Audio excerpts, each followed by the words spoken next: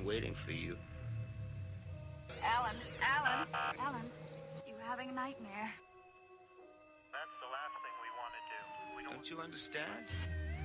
You're a machine, Alan, a mechanical device.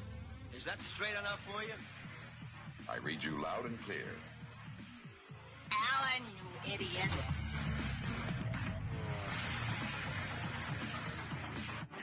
Green Crush, thanks for tuning in, turning it on, turning it up. I think we're heading into our swan song of shows here. We have definitely several more planned. And then after that, I don't know.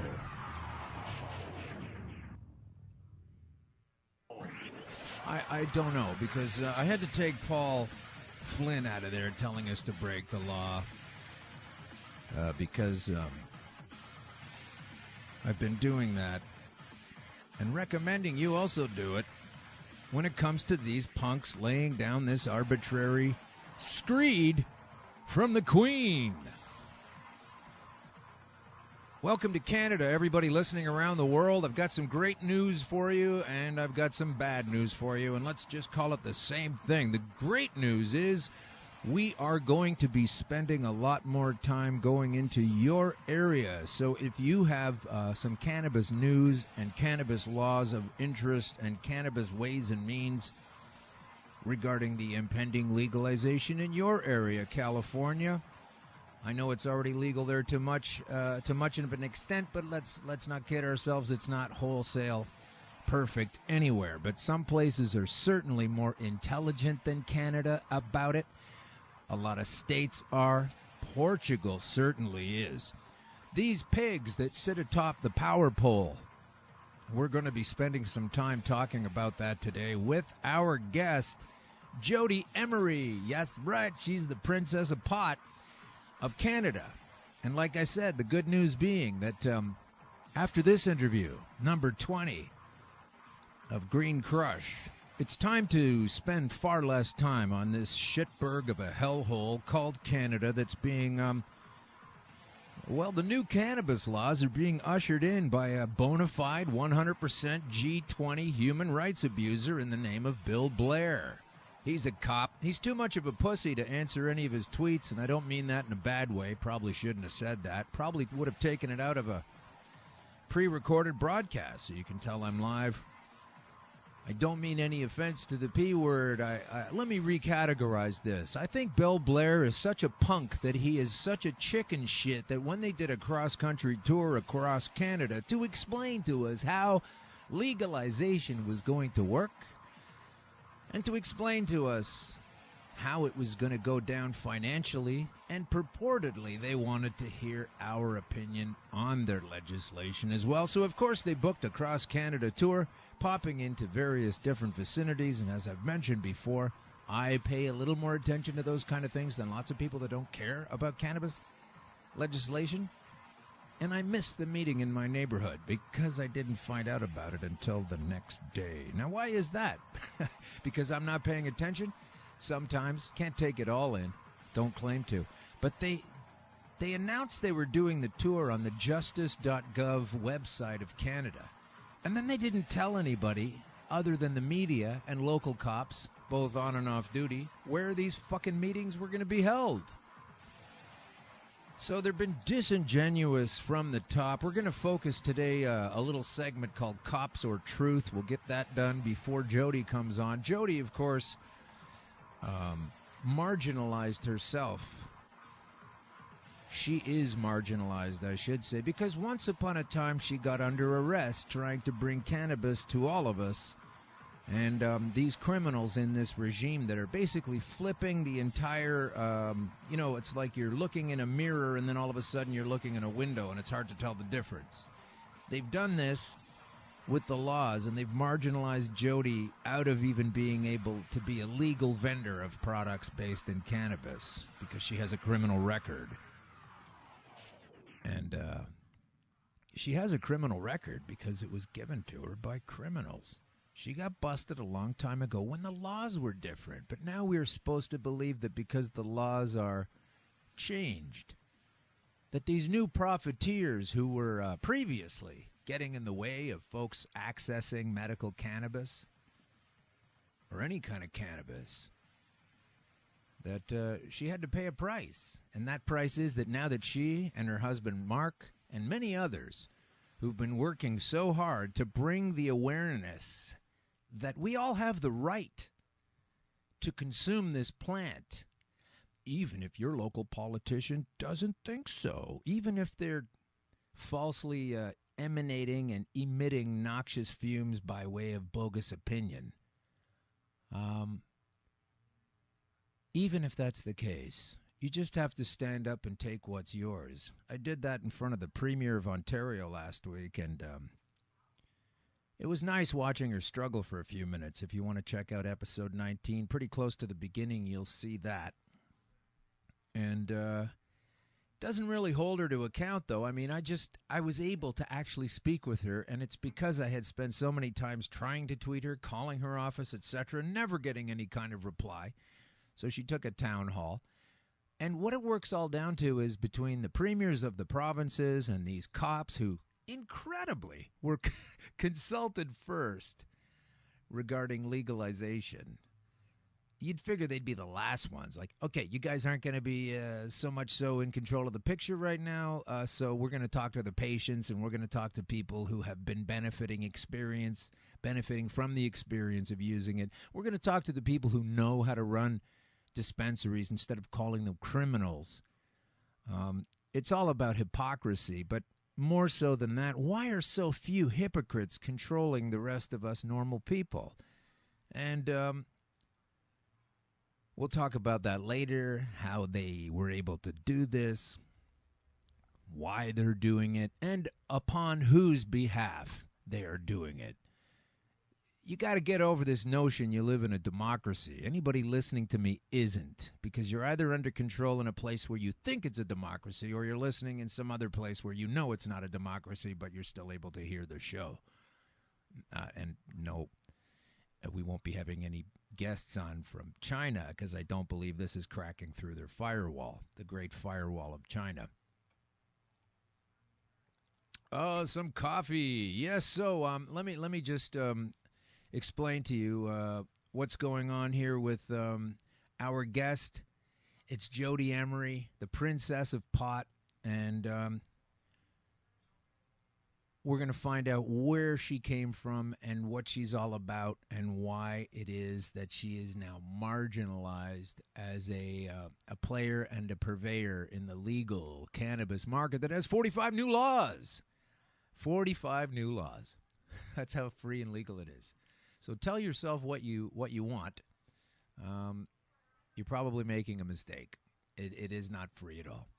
So before we move on to Jodie, I do have a couple of things I need to get going here. Let's say that we'll do a commercial for the Truth Seeker app. Have you ever taken a look at the Truth Seeker app? Here's a news source that's not mainstream and also doesn't hold to any one particular point of view. There are some pretty lefty swinging shows on there, some pretty conservative-oriented shows there, as people try to parse the reality as not presented to them by CNN and the mainstream. So they have gotten on board with my previous show, Conspiracy Queries with Alan Park. Now we're at Green Crush with Alan Park.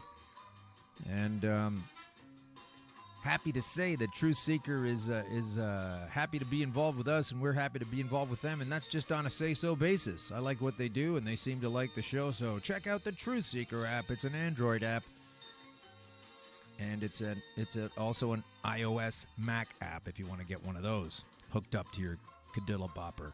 So that's a Truth Seeker app. Also, we are coming to you live from Eggplant Digital Studios, Canada's finest media creation facility. It's actually more of a laboratory. You should check it out sometime. And we are coming to you live from 234 King Street East in Toronto, right here at the Pacific Junction Hotel. Try the coffee, try the food, talk to the staff. They're pretty cool. And that's us at Truth Seeker, Eggplant Digital, and now I guess all the commercials are out of the way. Oh, here's one more.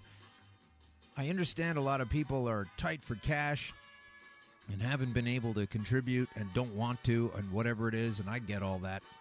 I'll just keep on pretending I could do this for free forever and at some cost. But I'll tell you what, it would be really great if you could go over to iTunes anyway and just dial up the show and find out where you can comment on the show. And it might help us out some if you can put in some positive words there for us on iTunes. Okay, so now let's move to you like that music? It's pretty cool. I'm gonna say I like it. It's kind of funny to me, but it's also very cool. So this is the 20th show, and with this show we are bidding a loving farewell to this Canadian shithole that Justin Trudeau spent so much time lying. And by the way, if you're coming here from some other country and you want to move here, and female genital mutilation is your bag of tricks of fun, you can definitely come here and do that. They're taking the strictures about that out of the Canadian Citizenship Guide. So you don't have to worry about that anymore. You don't have to drop all your old habits to move here to this country. So representing the fundamental differentiation which creates in the world two relatively antagonistic poles, it's number 20. Number 20 is the episode here. It's often called the devil to say that the material world as opposed to the spiritual world is represented by number 20. It's ominous for St. Jerome. It indicates the universal fight and represents the source energy of all of the world. So that's what episode 20 is about. Isn't that cool? So here we go with some of the news roundup. I just want to do a quick news roundup from the Globe and Mail in Canada before we leave our focus. And if you're a Canadian listener, don't worry. We'll still cover Canada in a tiny little segment somewhere in the future shows. But it really doesn't warrant much more attention. The idiots are at the helm, and they're not listening, as evidenced by my run-in with Kathleen last week, as evidenced by anybody contradicting what this prime minister says, and contradicting what his lackey, punk, puffy cop, leader of the legalization of cannabis. I mean, you couldn't write this shit. It's so bad. Here's a guy that has profited and enjoyed busting people for years, and now he's in charge of changing the rules on how we bust them. So let's just take in the Globe and Mail. The G20 report. You remember when all the countries came here, they blast the police for unlawful arrests and civil rights violations. This is in the rather conservative, mainstream Globe and Mail. Of course, it's a little old here. It's from 2012. They were talking about what Bill Blair presided over and exercised and influenced when he was a G20 human rights abuser before he went unpunished and is now further abusing rights by making up a construct of bullshit laws that is making something quite wonderful quite illegal and only focusing on the bad part of it, like you would do to a glass salesman who wanted to replace a window in your car or house. You could just err on the side of negativity and say, oh, no, I don't want glass. It can break. It can be broken. It can be fashioned into a weapon. It can be swallowed. It can be ground up into someone's food. Oh, my God. No. We can't have glass. There's going to be a glass regulatory body. And once you've shown that you're able to both install and properly use glass, then you'll be able to apply to the government to get a license to sell glass and to use glass. And anyone caught with a window without this permit will face reprimand from the government, is how fucked these laws are here. That's how. So back to 2012. This is a report 2 years after the fact. The unspanked Bill Blair. This isn't an opinion. It's just the report. Police violated civil rights, detained people illegally, and used excessive force during the G20 summit of 2010. A report concludes. It's not an opinion. It's not a hunch. But some caught up in the police operation said there was no real accountability for their mistreatment because Bill Blair got to slink on out of here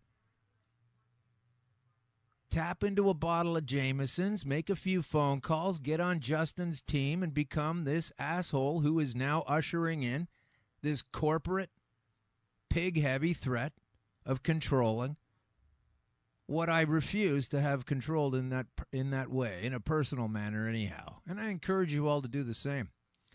The report by Ontario's independent police watchdog also blasts the temporary detention center set up by the cops for its poor planning, design, and operation that saw people detained illegally. Now, to be fair, the fact that the police exercised poor planning and design and operation, that's kind of inherent. That kind of goes with the turf.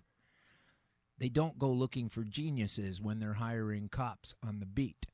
The Office of the Independent Police Review Director found police breached several constitutional rights, which is amazing when you consider that this punk is now further breaching constitutional rights during the tumultuous event in which more than 1,100 people were arrested, most to be released without charge. That's what these idiots are doing now with Project Claudia, and of course we have the current lying police officer saying that that's not happening, that all the charges are going through. He's committed to this.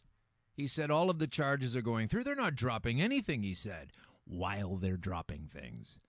Some police officers ignored basic rights citizens have under the Charter and overstepped their authority when they stopped and searched people arbitrarily and without legal justification. It's a 300-page detailed look at the events of that weekend and finds that the protesters were not the only ones who resorted to violence. Numerous police officers used excessive force when arresting individuals and seemed to send a message that violence would be met with violence. The reaction created a cycle. So listen to that. The reaction, in other words, the action of the police, created the cycle of escalating responses from both sides. The report takes aim at police tactics at the provincial legislature, which had been set up in advance as a protest zone because it was nowhere near where these people were carving up the pie. The force used for crowd control and in making arrests was, in some cases, excessive. And a lot of people have been paid off for this, rightfully so. A lot of people took their ass to court and got money. But Bill Blair still came away unscathed, somehow. It's fair to say the level of force used in controlling the crowds and making arrests was higher than anything the general public had witnessed before in Toronto. Higher than anything. I think Bill Blair must be higher than anything if he thinks that this thing is going to go unchecked. I don't give a shit that it's already passed through 3 readings of the House and now awaits senatorial a hello from the Senate as they wave it through. And then, of course, it will only have to pass, once it's now read 3 times in the parliamentary system, it only has to pass through the Senate, who, despite being heavy stacked with conservatives as opposed to liberal government, it'll probably go through. And then it will require royal assent. This is the final step in this system of ours where the Queen herself says, yeah, that's good. That's the law. And you know what's amazing is they don't always do that with every law. There's a big, fat, juicy law out there that never got royal assent. Never even managed to get 3 readings in the House. A big, fat, juicy law. For any information on that, please Google up The Myth is Canada. The Myth is Canada. This is another project going on right now. It's a documentary film. Go to Facebook, dial up The Myth is Canada. And you'll see there. A lot of these laws are nothing more than a house of cards. They just need someone to know that and give a little tug at the bottom of the pile to watch it all come tumbling down. So take a look at The Myth is Canada. Understand Bill Blair is a criminal, unchecked, roaming the streets, making laws for the rest of us to be held under the knuckle of. Understand that also ex-cops cashing in on new pot laws exposes the hypocrisy of the legislation. So says Metro, another banal across-the-board mainstream paper. You should see the shit they're writing in the alternative news, but I'm trying to keep this palatable for most people. No one can be surprised at the rank self-interest of the police. This isn't a mainstream paper that you read on a commuter train. but it should give the public pause. Well, it does. It's not the public that needs to pause, though. It's these punks passing laws so that other human rights abusers, such as Julian Fantino, who was the police chief, you know, if he played his cards right, he could have been the Bill Blair. He would have done the exact same thing. But he was there before Bill. He also became the chief of Ontario at one point. And good God, did they ever put a lot of people away? And unlike in California and some other places where they're actually addressing the people that were put away to be part of the reconstruction of how this thing's going to be an economy, they're not doing that here. Known for his mishandling of veteran affairs, corruption scandals within his constabulary, and colorful comments on race and marijuana, it was all the blacks. Former Toronto and Ontario Police Chief Julian Fantino is launching a pot business called Aleafia, Aleafia. Boycott this motherfucker. Don't buy your weed from Aleafia. Tank it. There's other places to go. Put your money somewhere else. Full-on boycott of Aleafia, full-on boycott of LCBO government weed, full-on boycott of Justin Trudeau's assault on freedom. It exposes not only the personal hypocrisies of Julian Fantino, but also those of the pot legalization process. Because Julian Fantino was launching a pot business with a former Royal Canadian Mounted Police senior leader. I know a lot of people get upset about this pig/cop analogy, but who else do you see at the trough?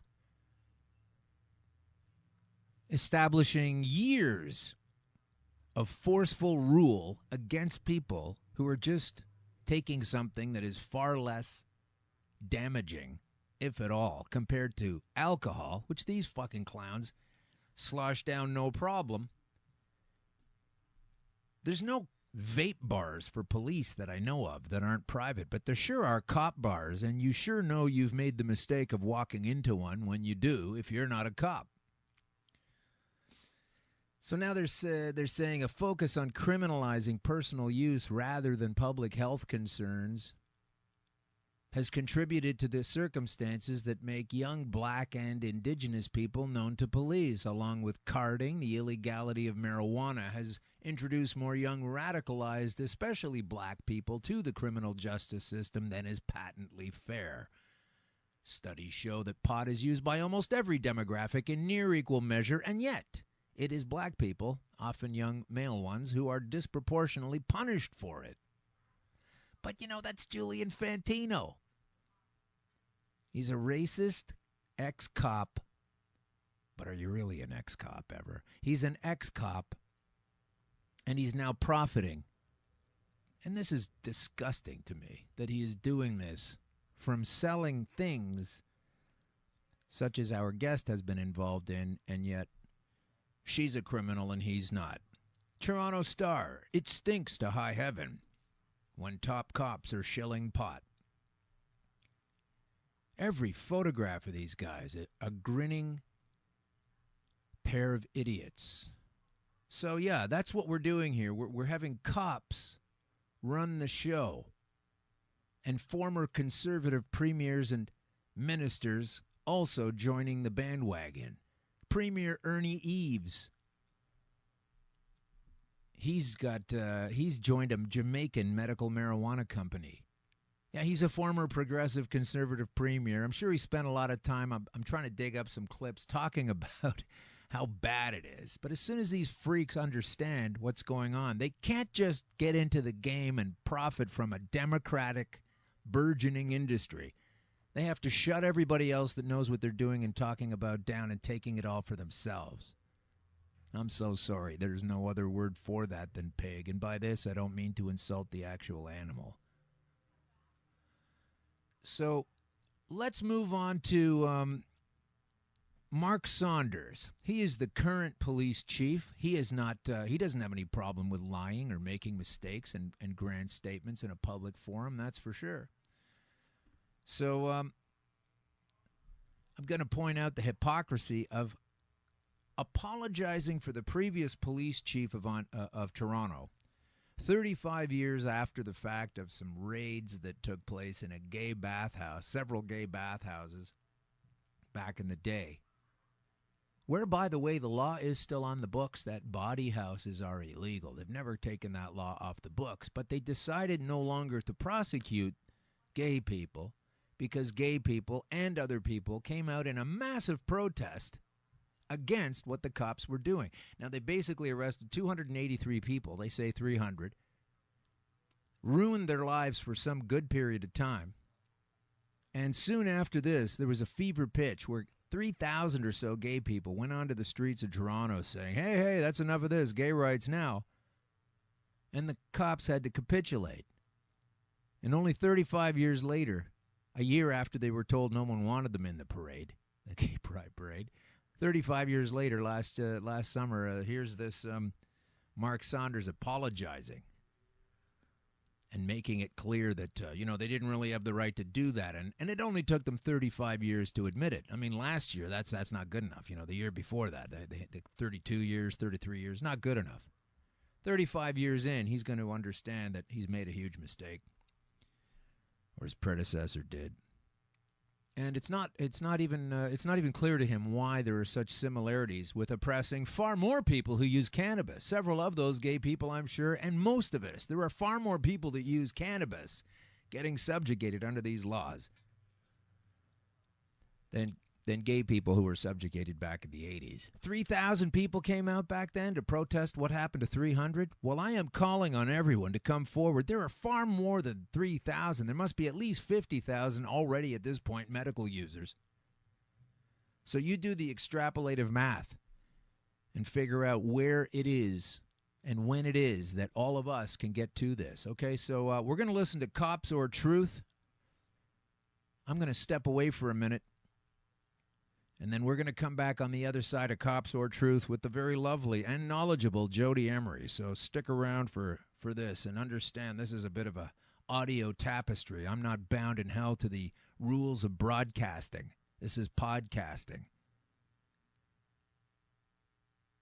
And it's a soundscape. And there's a story to be told in there, and it's completely silly, but it's also on point, and I sure hope you enjoy it. Yeah, we don't want to do anything to scare your children. That's the last thing we want to do. We don't want to scare anybody. Throw me a card for a parking problem. An apology 35 years in the making. Police raided 4 gay bathhouses in 1981. Tonight, Chief Mark Saunders is officially apologizing on behalf of the police service and the officers. The chief began speaking to a crowd of people. The Toronto Police Service recognizes that February 5th of this year marked the 35th anniversary of one of the largest mass arrests in Canadian history. Okay, I think I heard a laugh out there somewhere. Yeah, well, you're hearing one from me. The Toronto Police raids on Toronto bathhouses did not occur on just one evening, but the February 1981 event was the most dramatic of its destructiveness. Okay, I think I heard a laugh out there somewhere. Yeah, well, you're hearing one from me. And in a number of men arrested, some 300. Okay. An extraordinary community response led to the eventual acquittal of almost everyone arrested that night. The citizens respond to the challenges of the outside world and its machinations, and we better do something about it. The 35th anniversary of the 1981 raids is a time when the Toronto Police Service expresses its regret for those very actions. Okay, I think I heard a laugh out there somewhere. Yeah, well, you're hearing one from me. It is also an occasion to acknowledge the lessons learned about the risks of treating any part of Toronto's many communities as not fully a part of society. But even those words are very historic because a Toronto police chief has not in recent memory apologized for any event of the service's doing. Today, even the mayor, John Tory, spoke, saying that that event went against our sense of justice and decency. In his words, we have to remember, acknowledge, and apologize. Today, we spoke to one man who was there that night at the time of the raids. As Toronto's gay community struggled for equal rights in 1981, Tony Fay was struggling as well with the trauma of his bathhouse arrest. They were breaking in doors. There was walls smashed. They did everything they could to intimidate us. It was not a good scene. The officers and the force were wrong to conduct those raids. Fay was one of hundreds handcuffed during those raids, even though he was an employee at the private club. The effects of his arrest lingered for years. Back then, we had no rights. You could get fired for being gay. You could lose your apartment for being gay. You got thrown out of your home for being gay. The 35th anniversary of the 1981 raids is a time when the Toronto Police Service expresses its regret for those very actions. The apology is historic because the raids were a flashpoint in LGBTQ history. This acknowledges that the police have changed their relationship to the gay community, at least significant parts of the gay community. Murals have been painted on Church Street depicting the injustice of that night, and the trauma still lingers. The importance of that particular moment in the history of Toronto. What we were doing was not wrong, was not illegal, and it just makes us feel better. But the apology serves as further healing. It puts some closure to the fact that there was a tremendous effort from the men and women, both sworn and civilian. Chief Saunders says there are many lessons that the Toronto Police Service can learn about how to be progressive. To try to make a positive difference. Under Project Claudia, and it is still in full effect, the numbers for Project Claudia are not leading to many full-out convictions of any sort, and it's got some people today questioning whether it was worth all the time and money spent. There was walls smashed. They did everything they could to intimidate us. It was not a good scene. The officers and the force were wrong to conduct those raids. Hundreds handcuffed during those raids, even though he was an employee at the private club. The effects of his arrest lingered for years. Back then, we had no rights. You could get fired, you could lose your apartment, you got thrown out of your home. The 5th anniversary of the raids is a time when the Toronto Police Service expresses its regret for those very actions. The apology is historic because the raids were a flashpoint in history. In keeping our service and our communities as safe as we possibly can. This year, I promise you, we will have a great parade. It will be a safe parade. Struggling as well with the trauma of arrest. They were breaking in doors. Last spring's Project Claudia raids on Toronto marijuana dispensaries resulted in numerous arrests, 90 various charges, and a ton of protest and criticism from industry activists. Struggling as well with the trauma of arrest. They were breaking in doors. A little over a year later, the success of those raids is the subject of debate between those activists and municipal authorities. I'm sorry, folks, but the news flash, which I'll present once again, because I knew that this question was going to come up, it is illegal. It is simply illegal. You can't do it. We will arrest you if you are still selling at dispensaries. This is not about the users. This is about the people that are getting monetary gain because of this window that is there right now, and they're committing criminal offenses. And the prosecutors will be prosecuting, and we will be enforcing. I'm sorry, folks, but the news flash, which I'll present once again, because I knew that this question was going to come up, it is illegal. It is simply illegal. This is an inconsistency. There is much to be considered. I must re-evaluate. Do you have any update on the people charged so far, where they are in the process, exact number of people arrested and charged earlier this month with the raids? To your knowledge, at this point, charges been dropped or anything like that? You were pretty confident they were going to all go ahead. No, nothing's dropped. No. And the latest figures from the Public Prosecution Service of Canada show that a total of 45 people had their charges stayed or withdrawn outright. Error. Examine. I shall analyze. Exact number of people arrested and charged earlier this month with the raid. The charges been dropped or anything like that? No, nothing's dropped. No. And 3 people at a single dispensary have pleaded guilty and have been sentenced, and 4 matters are still awaiting a trial date. 27 of those charged have had their charges stayed after entering into peace bonds, essentially a promise of good behavior going forward. He feels those numbers show police efforts were too heavy-handed. If anyone out there is because I'm hearing some narratives where people are saying, oh, you arrested users and people in possession. We did not. Everybody that we arrested in Project Claudia. Too heavy-handed. Which is an ongoing investigation, are people that are selling for monetary gain. Numbers show police efforts were too heavy-handed. And once again, they have no idea where it's coming from. They have no idea what the regulatory systems are in making it. Don't know if there's mold or any other things that are there that should not be there. They don't know the quality or the level. None of these questions can be answered. Absolutely none of them. And so just because you're in a suit It doesn't mean that you The by fuck any are you means talking creating about? a lawful. No, nothing's dropped. No, nothing's dropped. If anyone out there is because I'm hearing some narratives where people are saying, "Oh, you arrested users and people in possession." We did not.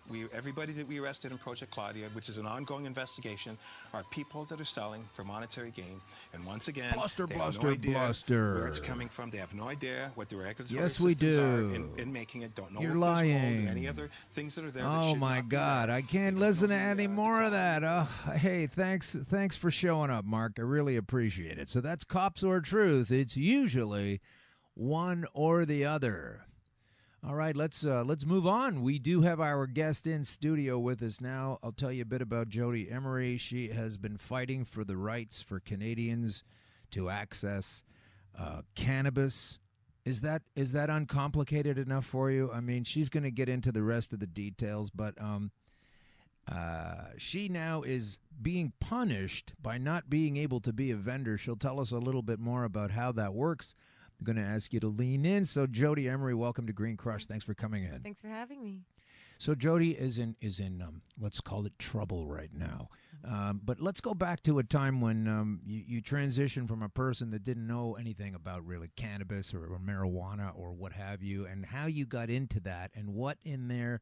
A lot of people do get interested and use it, but not everybody goes as far down the road with activism and awareness as yourself. So just describe that process for us. Well, in high school, I was against cannabis and against drugs of all kind, and I loved a man in uniform. I was an authoritarian teacher's pet, leadership student, and my best friends started smoking marijuana, so I gave them a very hard time about it. But 9/11 happened, and I realized that my pot-smoking stoner friends were actually more informed than anyone else about international politics, war, the military-industrial complex, and everything. So they were watching Pot TV and reading Cannabis Culture magazine, which were creations of my now husband, Mark Emery. So I started thinking that, maybe these guys aren't so stupid after all if they're the marijuana users. They're smarter than everyone else. So I decided to try marijuana myself and beer as well. I didn't like beer, and so I stuck with weed. At the same time? Yep, the same night I finally decided to do that and took a few shots of Pilsner beer because I thought it was so disgusting, but I wanted to try. And yeah, I found cannabis actually worked for me, but it also made me question everything else I'd been told. It started, from a teacher's perspective, I started not being very obedient, I suppose, and not quite the person that they expected. Everyone always thought I would go off, be prime minister someday or law school and all that. So cannabis for me was quite a shift because it changed the way I thought about everything, and it offered me a lot too. So I moved to Vancouver in 2004. I started hanging out at Cannabis Culture headquarters, which is the BC Marijuana Party headquarters. I ran for office with the BC Marijuana Party in 2005 and became the assistant editor of Cannabis Culture magazine that year as well. And then Mark got arrested by the U.S. government, and he and I were in love, so he and I married, and then he got extradited on a 5-year sentence, which was a plea bargain from a 30-year mandatory minimum for sending marijuana seeds through the mail to Americans all over the world. Hang on a second. A 30-year mandatory minimum. Yes, he was facing 30 years seeds. to life in prison, and the DEA statement said it was because he financed legalization, because he gave millions of dollars away, and he had nothing when they arrested him. Right. It was all about making money for the movement, and he was tremendously successful and helped a lot of people and a lot of organizations back in the 90s and early 2000s when it wasn't at all like what we're seeing today. So It sounds like he was forcing people by knife point to take a poison or something. But you're saying that he was selling seeds to American people who were purchasing this of their own volition in the mail. And the DEA said that he was the most wanted international drug trafficking kingpin in Canada, one of only 50 in the world. And that's in the DEA's own press release. And meanwhile, Mark Emery has no property, no money, no guns, no drugs, not even a car of his own. He had nothing. The whole point was that he financed legalization. So that's what Cannabis Culture and Pot TV we've always been about that. It's activism for us, but you need money to make a difference in the world. So Mark was always very successful at that. And so when he got out of prison, we decided in order to survive and to be able to give back to the community, we would start something new. So I came up with this dispensary model where we would not be medical. We would be openly for all, non-discriminatory. All adults over 19 can come in and get cannabis no matter what the reason. And that was a beautiful model. It was what legalization should look like. But of course, the government doesn't want us getting away with that. So we were arrested in March of this year, and I'm currently out on bail. Facing serious penalties too, potential life in prison with the mandatory minimums and everything else that they can apply. So obviously trying to work out a good deal of some sort, but even a good deal is still going to be a serious punishment and a hurdle. Sure. And the future may not be so friendly for me and many of the other innocent Canadians who have been persecuted by this insane, unjust law. But I'll just keep being an activist then, as always. Quick question. When Mark was sentenced to a 30-year mandatory minimum, and this is going to sound like the wrong word, but he only did 5. But he took a 5-year plea deal. Oh, I see. And then 2 of his co-accused didn't go to prison at all. Okay. And Michelle Rainey died of cancer the year that Mark was extradited to the U.S. So that's what they do. They give you these Who is it? Michelle Rainey? Michelle Rainey is a medical marijuana activist and his business partner, and she was part of cannabis culture, and same with Greg Williams, marijuana man. So Mark Emery, Michelle, and Greg were the BC3, and all around the world we had international rallies time and time again to say no extradition.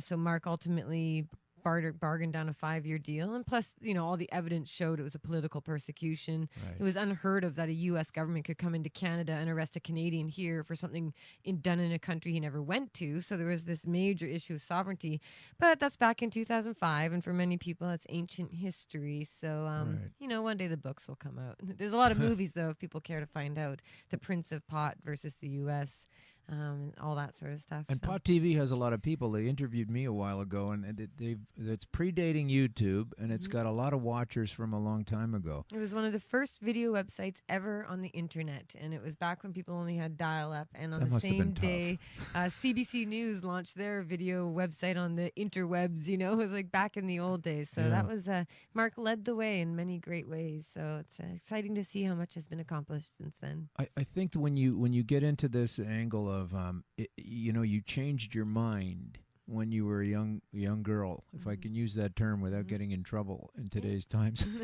you were very young. I was 16, so yeah. So you were a young girl there, and at that point, when you started to realize these changes, when your friends had a better take on geopolitics, etc., than your other sort of straight friends, I think this is really where they're coming from. I think this is why your husband was accused of these things, because he wasn't holding a knife to someone's throat. He was merely a purveyor of what people were asking him to bring. And offering liberty, since cannabis gives us all freedom of our mind, our spirit, our health, our bodies. So, the threat of cannabis isn't the plant itself. Right. It's a plant. The threat is that when people use it, they become more peaceful and tolerant and more open-minded and able to put aside prejudice and put aside hate and anger and to be more at peace. And it sounds like a hippy-dippy dream, but it's true. It's real. It makes you question authority. And what I went through is exactly what they don't want the world going through. And all I can hope is that as more and more people approach cannabis from the medical perspective or the recreational, excitement of legalization angle, whatever reason people use cannabis, ultimately, I think it's just going to help us start to question everything, as people already are, with respect to, the government and the system and the way things are. But cannabis it can help with that and healing as well, and dealing with the grief that we have to go through. It seems obvious because so many of us want to use it and we don't want to go to jail, and so many of us that love us and care about us that don't use it also don't want us to go to jail, in this tiny little nexus of control freaks. Right, and for what reason? I can't understand why they hate us so much, aside from the fact that I guess we question authority. I mean, that's why they persecute Falun Gong practitioners and harvest their organ. When you cannot be controlled by the state, they really, really hate that. So cannabis offers that sort of freedom and liberty, and that's why there's the war on cannabis during the 60s. And, there's history to this. But, when I see them demonizing us. And I wake up and I still see the lies and the propaganda and the government sponsored, which means taxpayer funded, but government sponsored misinformation and propaganda that's designed to demonize us, to make us continue to be seen as hedonist, sort of indulgent sinners who can't be trusted not to sell pot to kids just because we aren't the government. It's offensive. It's appalling. And it goes deep, deep, deep into all parts of society. And the fact, like right now while we're talking, sure, there's a lot of people making money on pot businesses and stock market companies, but there are people right now having their kids taken away by Children's Aid because they dare use medical marijuana without a license because they couldn't find a doctor, and how dare they? So this is a horrific war on people that they're using a plant to justify, and arguing about how the marijuana is so bad for our health. I mean, it makes me, I can't believe that the government can call marijuana a threat to public safety and a threat to public health. That's the terminology they're using. And I'm saying, how can you say that? The law enforcers are more of a threat to our public safety and health. They're killing people. Absolutely. And so it's distressing. So some days I wake up very mad and fired up. Other days I wake up more in a positive frame of mind. And I think today I'm just a little bit leaning towards the cranky about it Sure, side. well, I understand that. It makes me laugh when I think of this, because you remember in 9/11, shortly after 9/11, George Bush was saying, they hate us for our freedoms. And that was nonsense, but these folks really do hate us for our freedoms. I like to remember every time that the world is so screwed up with constant wars and all the secret wars and going into Yemen and all the announced wars and all the fake reasons for wars, like earlier April this year in Syria, let's give it to them. They're all clear-minded thinking people. They haven't used cannabis. They don't use cannabis. And this world is so designed to have perpetual spiral inflations and wars because those people who are unaffected by cannabis, or so they claim, this is what they've brought to us. This is what we have to labor under. And they tell us that we're nuts for trying to chill out. I mean, I know. it's unbelievable. Infuriating. So thank goodness cannabis helps us relax, because otherwise I wouldn't be able to deal with this drug war madness. Yeah, it's great for trauma. And there is a lot of trauma. Yes. I played a clip earlier where the police were apologizing for what happened 35 years ago, and they don't see the exact same similar rights. I cited the numbers: 300 people busted, 3,000 people protesting. We're way beyond that now. There needs to be some kind of rallying cry. So let's move forward to we were on our way to legalization, or whatever that's called. And you were in Ottawa giving testimony at the HESA hearings. The Health Committee, the Standing Committee on Health. How did you get on that board? What were you telling them? And were you frustrated by what seemed to my observing eyes as being completely ignored? Well, I was invited by Don Davies of the NDP because he's done a fantastic job trying to defend the cannabis community and call for decriminalization and trying to hold the Liberals to account for their crazy criminalization campaign that Bill C-45 represents, and that's the federal legalization, so-called legalization bill. So Don Davies was wonderful to invite Mark and I to speak and give testimony, and that video is online. Someone actually just tweeted it at me today, so I retweeted it on my feed. So that's it was a great opportunity to speak truth to power, but it's also discouraging to see how little it really matters. Just so ignore when it. the government says they want consultation, they are just going through the motions, really, the motions of democracy. But we do have an impact, because I have to remember that even the fact we're talking about legalization means that they've been forced to have to say they're going to change things.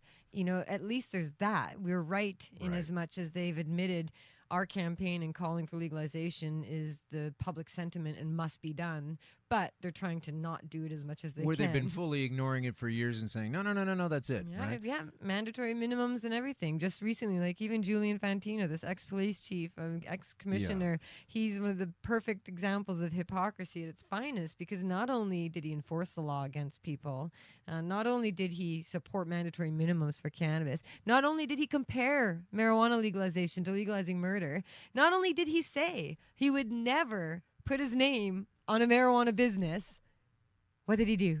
He's gone and made a marijuana business. He's cashing in. He's not apologizing for the harm done. He's not saying we should stop arresting people. I mean, these hypocrites, these profiteers who got paid by our tax dollars to oppress us and hold us down are now cashing in and denying us the ability to be able to participate. It's incredible. Like, cannabis legalization should have been about reparations and ability for the poor and the marginalized and young women and young men of all these groups that are traditionally left out. They should have had a chance to take advantage of this to create jobs and create business, but the government's not going to let that happen. They don't want to apologize for the harm done, and it's especially offensive, as you noted, that they're apologizing to other groups that they've unfairly criminalized and persecuted. So when's our day coming? When do we get the apology too? We don't. They're still persecuting us now and lying about pot to justify it. On that note, you were also speaking at that hearing, and you were referencing specifically, because somebody was very upset about it, as per their diktat, that you were supporting evidence that talks about what it does and doesn't do to young minds. But just before we do that, speaking of Julian Fantino, let's not forget, we need to ban Alethea. Alethea, the company brought to you by Julian Fantino. He thinks he's going to profit from his bullshit. You have the power to say no. If you're dealing with Alethea, you're making a mistake. Boycott Alethea and any other business that a former politician or policeman who used public funds is now profiting from. The power lies in your hands. Buy your shit somewhere else. Alethea, designed to coddle a fat pig. Don't go there. Okay, so you were in Ottawa, and you were testifying, and there was a Quebec mayor or something, and they have even crazier laws, I think, now than we do, if you can believe it. But you were talking specifically, and I'm going to listen to you, and so is everyone on the show, referencing this very hot flashpoint. Sorry if that's too bright for you. The sun is wonderful. There's a curtain, and we're having sun in November in Toronto. It's incredible. Nice. You were talking about a very important point, I think.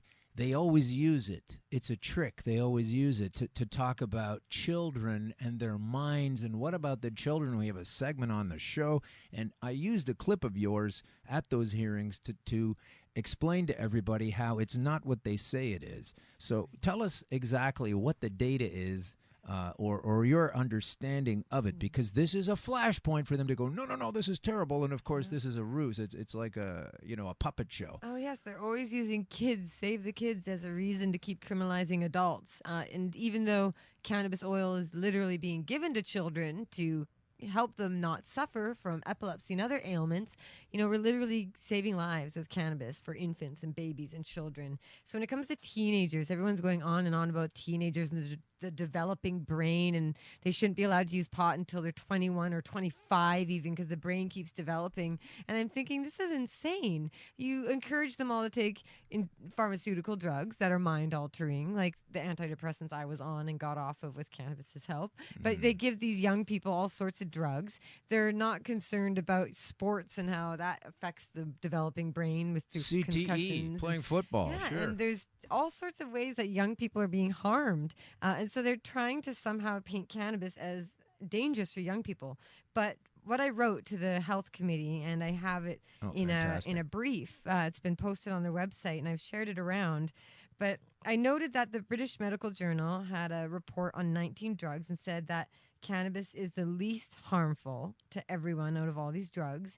And the American Psychological Association in 2015 did a study called Chronic Adolescent Marijuana Use as a Risk Factor for Physical and Mental Health Problems in Young Adult Men. But they found that teenagers who use cannabis are no more likely to experience health problems later in life than non-users, even if they're chronic consumers. And then teenagers don't experience IQ loss from cannabis, according to the British Association for Psychopharmacology.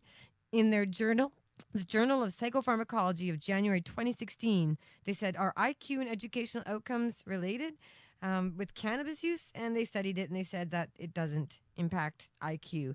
And then finally, we have teenagers and psychosis, the dreaded reefer madness devil, the devil weed that possesses your mind and drives you insane, the insane, evil cannabis and psychosis. Well, the Journal for Adolescent Health in June 2017 studied cannabis use and polysubstance use on psychosis spectrum symptoms, and they found minimal evidence for any association between cannabis use by itself and psychosis spectrum symptoms. They said if teenagers use cannabis and alcohol or cannabis and tobacco or other drugs, there may be issues, but when you remove all those other drugs and it's only cannabis, there are no issues. So I don't understand why or where they're getting this insane information that cannabis is harmful for young people while we still have 5% of the young boys in Ontario on Ritalin, which is speed, and nobody's batting an eye.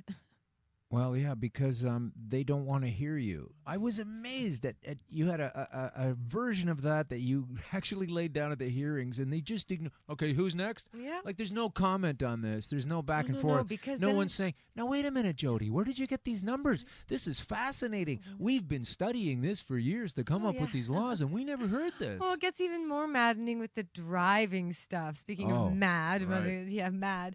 They're driving me crazy because they're lying nonstop about cannabis and impairment and cannabis and crashes. And we have the National Highway Traffic Safety Administration studied it and said cannabis does not increase the odds of crashing at all.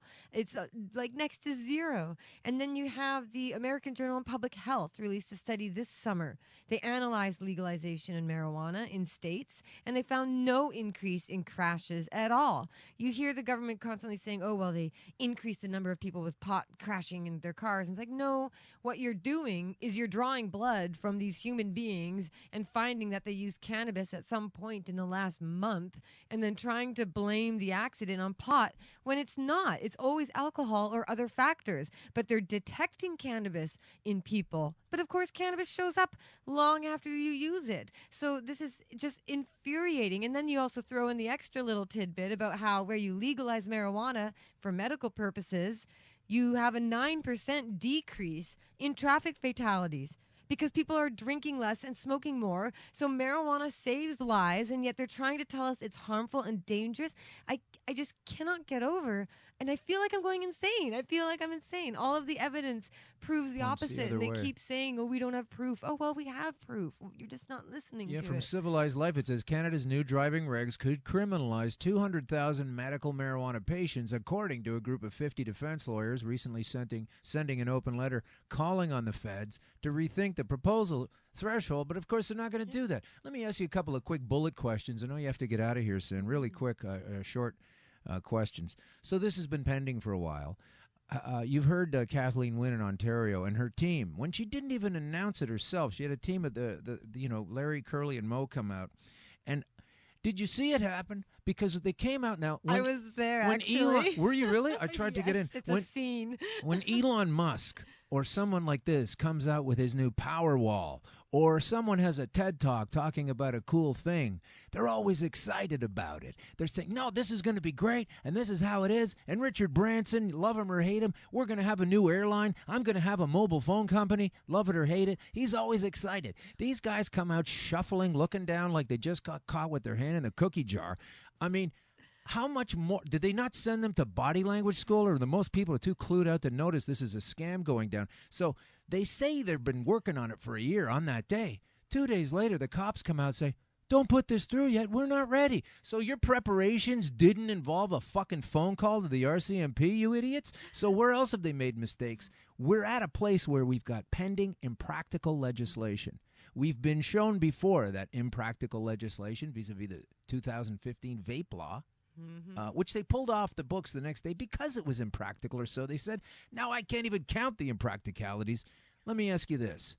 Obviously, they didn't do the work, or they think they did, and it's obviously a bunch of lies. You should really pull up this video clip of the announcement. If I'm changing the paradigms, I'm there, but not sending out my 3 clowns. But I want to ask you this. These folks, the Attorney General, the health guy, all these folks, do you think they're not at all profiting on a sort of an insider knowledge trading basis of like, look, we have the reins of power. We know what's going to come. We know how we're going to shape it. Fuck Jodie Emery and her husband, Marc, and all the other people that understand these facts, and we're going deep pockets like Julian and everything else. How many cops are deeply invested into this on the one hand, and on the other hand, they're busting people today? How many police chiefs, there's a police chiefs association, are investing on it on the one hand because they knew it was coming, and on the other hand, they're busting people. What's your level of awareness of the sick dirt on this topic? Well, it's perfect you mentioned that, because in about 10 or half an hour, I'm going to be talking to the Guardian UK newspaper about this very subject, because I've just compiled a list when I came and sat down with you here. Oh, this is great. I just finished the list. Now, of did we cops. talk about this beforehand? No, no, not we at did all. not. It's Okay. serendipity. It's Go perfect. ahead. So, police in the cannabis business. You've got Norman Inkster. He's independent director at Metrum, former head of the RCMP. That's our Didn't they have a national military contamination- police force. Did they have a contamination issue at Metro? Look at this. They did, actually. Okay. Yes, yeah. They're one of the Metrum was many. one of the bad ones. Yeah. So Cash Heed, strategic consultant with National Green Biomed, former BC Solicitor General and West Vancouver Police Chief. Tim Humberstone, ABCAN Director, 20-year member of the RCMP, included roles in municipal and federal drug enforcement and with the Joint Forces Organized Crime Agency. Jake Ryan, Director of Security at Tilray, former RCMP intelligence officer. Kim Derry, Deputy Chief of the Toronto Police and promoter of THC Meds Ontario. Senator Larry Campbell, advisor to Votus Innovative Pharmaceuticals, Inc., also former RCMP and Vancouver mayor and sitting senator. Barry Daniel, Wildflowers head of security, former Abbotsford police chief. Julian Fantino, co-owner Aleafia Total Health Network. He was the Toronto police chief, chief of York Region, chief of London, Ontario Provincial Police Commissioner. And his buddy, Raf Sukar, owner of Aleafia Total Health Network with Julian and former RCMP deputy commissioner. And Frank Elsner, principal consultant for Umbra Strategic Solutions, security for the marijuana businesses, former Victoria police chief who resigned in disgrace. So there you go. That's a short list of what I have so far. That's a if you short have list. more, send them my way. Well, great, because of course folks listen to the show, that The Guardian still has an article up that's 16 years old that explains how cannabis is a wonder drug. I don't know if you've seen that one before. Have you seen that before? No, but I did get to write something for them about Halloween candies and the hysteria about weed in your candy. It says here that it's a wonder drug capable of radically transforming, etc. It goes on to say that anecdotal is yesterday's news. Because when you get the same anecdote around the world from thousands of people who don't know each other getting the same results, you have to look into it. Listen, I really want to thank you for coming on the show today. Well, thank it's you been an so honor much. for me. It's such a thrill that you're here. And hopefully you'll come back. I don't understand where you're always somewhere. I'm here in Toronto mostly. Bail Okay. conditions require it. So if Oh, I I got to see. thank the cops for anything, I did always say I wanted to live in Toronto. So hey, there you go. Thank you, officer. And your quick take on January 20th. This is the day that Julian Fantino, same kind of thing, Bill Blair has said we will have up until then to view the pending legislation. right. What the frig point is that when they've already passed it through the 3 readings and it only Yes. awaits senatorial assent and royal assent? When Bill Blair, former police chief of Toronto, also the overseer of G20, one of the biggest mass civil liberties violations and arrests in Canadian history. But this guy, he's been telling everyone, you better pass this bill. This is how it's going to be. This is what we're doing. And yes, they're opening up for consultation for 2 months. Now, if we're overwhelmingly bombarding them with cannabis facts and truth, please do. I mean, we really, really need people to take action. You have to engage, even though they're slippery, slimy politicians. They do govern our lives. And so we have to go try and petition them and lobby them. And right now you've got this 2-month period. I'll make sure I retweet later in the day the link to the Canada website so people can Do go that. find that. But yeah, please have your say, because ultimately that's one of our only tools to fight back against the man peacefully, as we always have done before. Tools to fight the tools. Sounds like a great idea. Thanks for coming, Jodie. Jodie Emery, everybody. The Princess of Pot. I don't want to hold you up. You can stay if you want. We're going to finish up, but I know you have to leave. And thank you for speaking out to the premier as well. That was fantastic. Oh, I thank loved you. watching her squirm, because how dare she support something that harms and criminalizes people like you who have already been through so much, but so many others out there suffering still. You know, they can't stand seeing those smarmy faces lying about cannabis being a health risk and hazard, when people like you and so many others prove cannabis is good for your health, not bad. I was taken to task by a very tiny percentage of people that I didn't just pull off some quick quip to get her to answer the question. But I have to say the reason I didn't do that is because, she was going to give the same answer regardless. Oh, exactly. That's and true. I just wanted her to be on camera as long as possible until I was forced to ask something, because she doffs off in the House all the time against people that criticize her in the houses, in the legislature, and I just wanted to see her stand there and take this on. Yeah, no, she's supposed to represent you, so she better stand there and hear you out. So, yes, everyone have your voice heard. And Okay, well, thanks thank again you for very the much chance. again. Thank We'll you, see you Jodie. later. All right, that's Jodie Emery, everybody, and what a great guest. Maybe we'll have Mark in sometime. I'm glad you're here, but not for the reason of being held accountable under a ridiculous law such as that. And I know there are a lot of heavy hitter cops involved in profiting from this. It's not up for debate. It's a fact. It's true. But I also know that there's a greater reason a lot of this goes on, and some history never changes. Let's talk about Stephen Bronfman now. Stephen Bronfman has been fingered in the Paradise Papers as a purveyor of funds to Justin Trudeau. It's all in question. This is speculative. But it's true that the Bronfman family is best known to Americans through its ownership of Seagram, the biggest liquor company in North America. Seems to me like this is a template, an old family template, where these folks are using control methods such as influencing governments into power that may not even be legal in the first place. Check out Dope Inc. This is a publication that's been around a long time, hotly contested, but it's hard to avoid the focus on the Bronfman family for pushing through means to get Trudeau into power by outspending the Conservatives and the other folks illegally. This is all something that I'm calling an investigation towards, because these folks, the Bronfman families, they were known to be bootleggers in North America. They had the title of the Bronfman Gang. They came to Canada and got very deep into the profits by selling illegally and rum running back and forth across the border during Prohibition of alcohol. And then when it was finally wide open, there they go, profiting from it and instituting a powerful company, because they were already at the trough while they were also behind other people getting busted. This has been going on for such a long time. It's the same old pattern. It's all ridiculous. It's all there for your interest. Download a copy of Dope Inc. Let me spell that for you. DOPE, INC. You'll find it online. It's free now. It's a PDF.